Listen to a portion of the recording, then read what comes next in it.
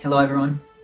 I'd like to start by expressing my utmost gratitude to all of my peers and professors with whom I've had the opportunity to interact over the past 3 years, most particularly Drs. Daniel Beliowski and David Johnson, from whom I've genuinely learned so much. And of course, I can't even begin to put into words how thankful I am to my parents and grandparents and all my family for all the love and support they've given me and everything they've done for me. As I lay in bed a couple of nights ago thinking about what I might want to say in the short time slot given to me, I was suddenly struck with an acute feeling of nostalgia and sentimentality. I thought back to who I was on August 27th, 2017, when I sat next to my roommate, Noam Annenberg, unpacking my belongings in Rubin Hall for the first time. And I thought about who I was just a few weeks ago on May 18th, 2020, as I packed up my belongings from the now deserted 7th floor of Rubin Hall. And needless to say, those are two very different people. But especially interesting to me were the particular memories that came flooding back when reflecting on the things that have been so impactful in shaping who I now am as I finished my college years at Yeshiva University. As I thought about the ways in which I've changed, memories of studying for midterms, writing papers, and taking finals are not what I initially recalled. Instead, I began thinking of the hours I've spent talking about logic with Dr. David Johnson, my mornings in the Gluck-based medrash with my chavrusa, Zach Orenstein, who, just by the way, is likely one of the holiest people currently alive, the weeks I spent with my friends on YU's Counterpoint program, shout out to Arad, which is by far the best city of the three, and the list goes on. My most poignant memories were of the relationships I forged with the people I've met over the last 3 years. Of the people I mentioned just a few moments ago, none did I have a relationship with before college, and yet every single one of them has had a profound and overwhelming impact on me in ways they likely don't even realize. And I would suspect that I'm not alone in this. I'm sure many of us, when reflecting on our most meaningful experiences over the last 3 or 4 years, will think back to lengthy conversations with professors, maybe one in particular in the Wolf Campus cafeteria, moments of epiphany with the chavrusa in Zeisman, Gluck, Klein, or the 7th floor of 245, or waving goodbye to a date as they depart on the intercampus shuttle. Our most meaningful undergraduate moments did not happen alone. They happened when we were with others, because we learn, grow, and mature most when we're in dialogue with one another. And so truly the most valuable things we've gained from our years at Yeshiva University are the relationships we forged and the connections we've made with our professors and peers. Now, I'm sure you must be getting tired of the constant references to the current crisis, so please bear with me when I say the following. But we leave college at a time when we don't have a campus on which to attend class or study for tests. What we're left with is our connection, albeit not physical, to the people who are most important to us.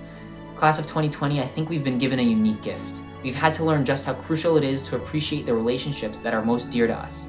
We've been literally forced to relate to our undergraduate peers and professors over the internet, and we've had to learn this just before we embark on our own individual paths, leaving many of these relationships behind.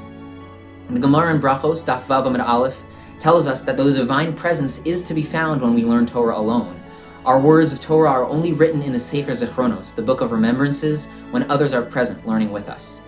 And so, as we each begin our particular journeys and we're no longer forced to communicate with those who have impacted us most, I implore you, hold on to those relationships, don't let go of those connections, continue to be in contact with your professors, and get together with your college friends, because ultimately, it is these relationships that will determine the person you will become.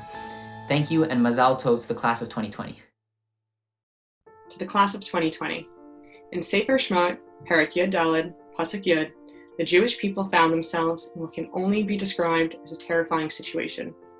After having just escaped one of the most powerful empires in the middle of the night, after having been seen as the cause of their suffering through 10 plagues, including the slaying of their firstborns, the Jewish people found themselves between the angry, murderous army of the Egyptians and the sea.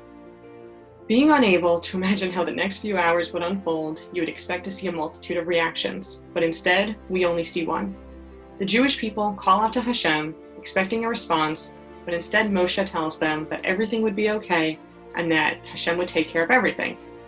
Hashem then calls out to Moshe and not to the Jewish people, telling him that this is not the time to daven, rather the time to lead, to step up, and to help the Jewish people.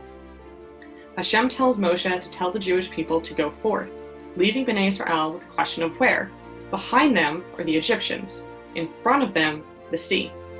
We learn from the Midrash that only one person needed to in fact go forth and walk into the sea, which would result in its splitting. Nobody does so. The Midrash tells us that perhaps everybody was arguing over who would have the schus, or the merit to go first, leading Bnei Israel to safety. But others say it was actually who would have the obligation. Regardless, nobody did.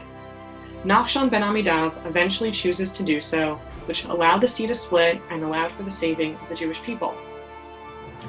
This semester and this graduation, we have found ourselves in an unimaginable situation. We are facing a tremendous unknown in terms of impact, duration, and recovery. And while carrying weight of these unknowns is difficult, to say the least, perhaps we unknowingly have a precedent to look at. In the situation that I just described, the Jews were faced with a threat that left everybody frightened with almost complete uncertainty about the future. But through the act of just one person, everyone was helped. As we leave YU, I urge us all to take with us the lesson of Nachshon, that especially now, let us not only follow his lead, but the lead of all essential workers and every person who has stepped up during this crisis. When you see something that needs to be done, do not ignore it and do not wait for somebody else to do it. Instead, take the task on head first, bear the responsibility, and most importantly, never underestimate the impact of yourself as an individual. You may not believe that you are ready, but the truth is, nobody ever is. Rather, reflect on your time at YU and on all of the accomplishments and all of the incredible things that you learned both in and outside of the classroom. Remind yourself of that difficult exam. It seemed impossible, but it was not. Remind yourself of all of the chesed initiatives and club activities that you participated in, despite never having enough hours in the day. It seemed impossible, but it was not. Remind yourself of the unity after all of the tragedies that we have faced these past few years. Moving forward seemed impossible, but it was not. Lastly, remind yourself of all of those people who have had an impact on your time here. Think about what obstacles they must have faced that seemed impossible, but were not. Most importantly, remind yourself of your relationships with your peers, your friends, your teachers, your family, and most importantly, Hashem. Draw strength from these relationships so that you may walk straight into whatever task is waiting for you, head on, and help everyone. Congratulations to the class of 2020. I feel really proud to be part of the graduating class of 2020. Mazel tov to all of my fellow graduates, and thank you to the Cy Sims School of Business for honoring me as valedictorian. I majored in finance and accounting, and so as you all can imagine, I spent a lot of time over the past 4 years counting. In fact, from simple addition all the way to complex financial mathematics, counting has been a key component of the majority of my classes. However, the truth is, this stuff is not what actually counts, and at YU, we have all been privileged enough to learn what really does. The world around us has changed in such dramatic and unpredictable ways in the past few months, but we, the YU graduates of 2020, are all fortunate to be equipped with the values and ethics which have been brought to life by our time at school. Honesty and integrity, giving back to our communities, and a commitment to Torah life are all fundamentals which really do count because they help us pursue productive, meaningful, and purposeful careers and lives. Here at YU, we have also learned who we can count on. I've had professors and teachers who have challenged my thinking and encouraged my growth. I've benefited from the support of alumni who have always cheered on my successes, and I've been lucky to have friends who have made my time at YU a lot of fun.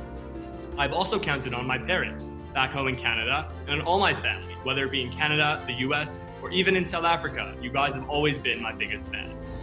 Finally, one of the greatest lessons I've learned here at YU is to always be asking who can count on me. I'm privileged to have had an incredible education and wonderful opportunities, and I really hope to pay this all forward as I embark on the next stage of my life. And so, to the class of 2020, let's try to be remembered for far more than just that class that graduated on Zoom. May we always be able to measure what really counts. May we appreciate and show gratitude to those upon whom we can count on, and may we always be willing to step forward so that others are able to count on us. Mazel tov to you all. Thank you very much. When people ask me what is one moment that defines my experience at Yeshiva University, I have no answer. I don't know about you, but for me, there was no one memory that stood out, no defining moment that encapsulated my experience.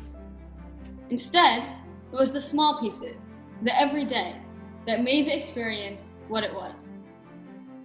It was the friendships that were strengthened and newly forged, the ability to form connections with the teachers, and the atmosphere and community of Stern, built on the mindset of living Torah and emulating its ideals. Torah radiated from the classrooms, as well as from the Beit Midrash, where Chaburo, Chavruto, and Shiurim were taking place. And in the halls of Stern, Those Torah ideals were being put into practice as students sought ways to help others by, for example, working to destigmatize and raise awareness for mental illnesses through the Active Minds Club, or by visiting babies in hospitals giving their parents rest time through the Chesed Club. Experiences are made up of small pieces. Though big events are great, it is the details and the everyday that form a lasting impact. As God told Eliyahu Hanavi, God is not in the great and mighty wind, nor in the earth-shattering earthquake, neither in the fire. Rather, he is in the still, small voice, the Kol Demama Daka. I'm truly grateful to the administration, faculty, and my peers at Yeshiva University for focusing on and valuing the details of our college experience, and for each contributing the building blocks, those seemingly small pieces that formed the vibrant and memorable picture of our time at YU. Mazel tov to all of my fellow graduates.